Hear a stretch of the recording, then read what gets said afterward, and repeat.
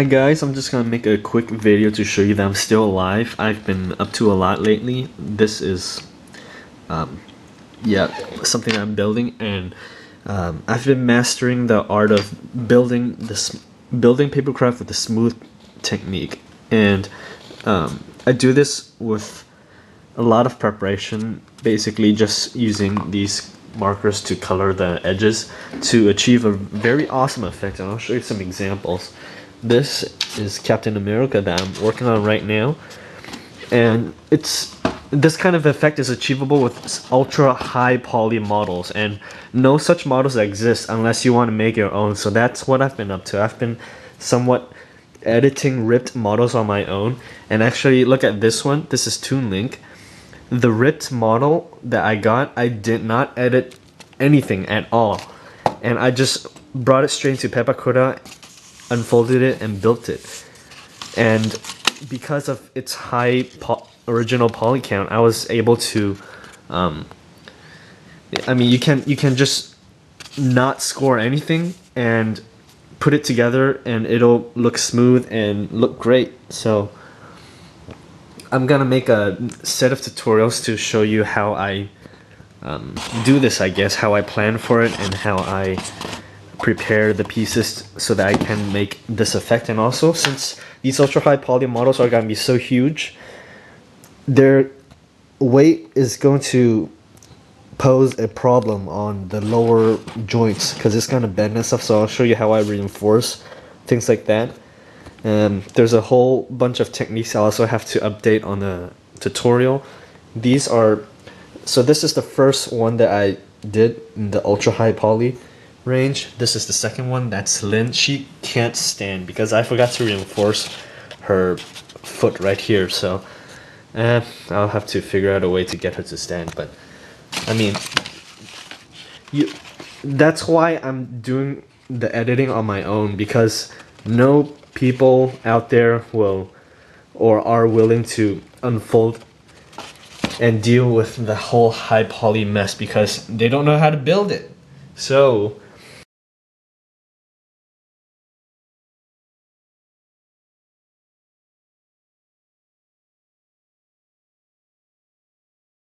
sort of working backwards, I'm going to show you how to build it, and then I'll show you how I do the editing, which is fairly simple. It's just very time consuming and makes people want to pull their hair out.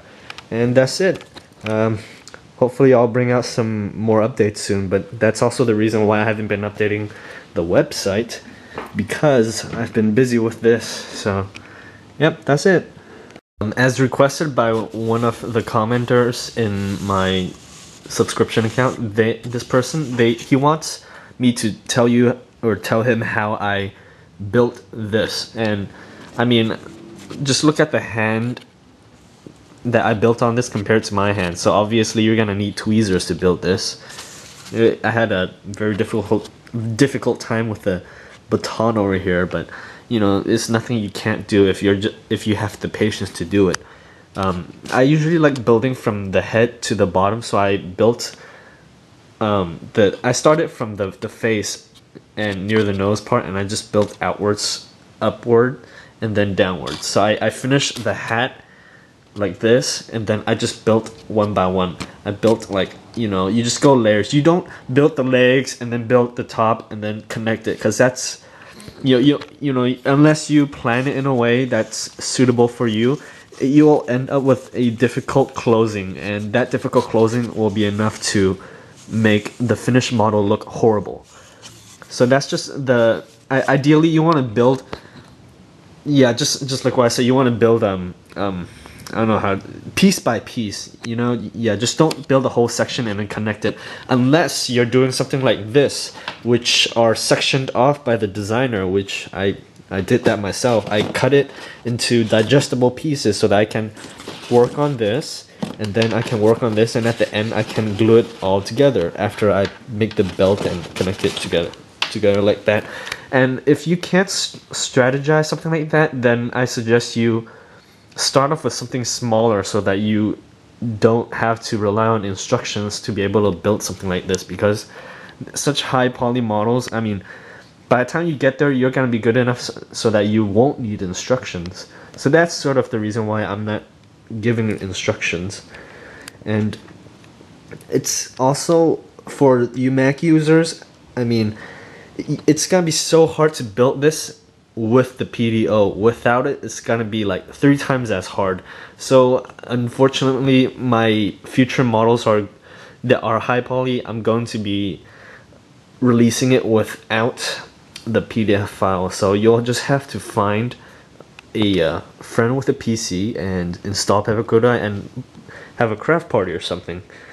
Also, with printing from a PDF file, the quality is like twice as worse, or I mean twice as bad as the quality printed from the PDO file. So that's another reason why I don't want to provide PDF files, so that I discourage Mac users from just trying to do it without the PDO file, because that file is extremely helpful. With Pepacuda, I mean, just that file alone prints the best quality template for you, and it provides as an instructions for you to see which piece goes where and how it looks in the end with valley folds here or there.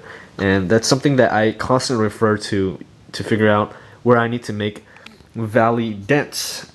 And what I mean by that is, here's a dent that I did using the smooth paper craft technique. And I mean, these dents usually follow the fold lines, but it's also like, I mean, you're not building according to how the 3D model tells you to. You're building according to how it looks best. So, you know, it's obvious a muscle is here, so, you know, you don't want to make a valley dent here. Okay, I'll explain more about that in the future videos. Thank you. Bye.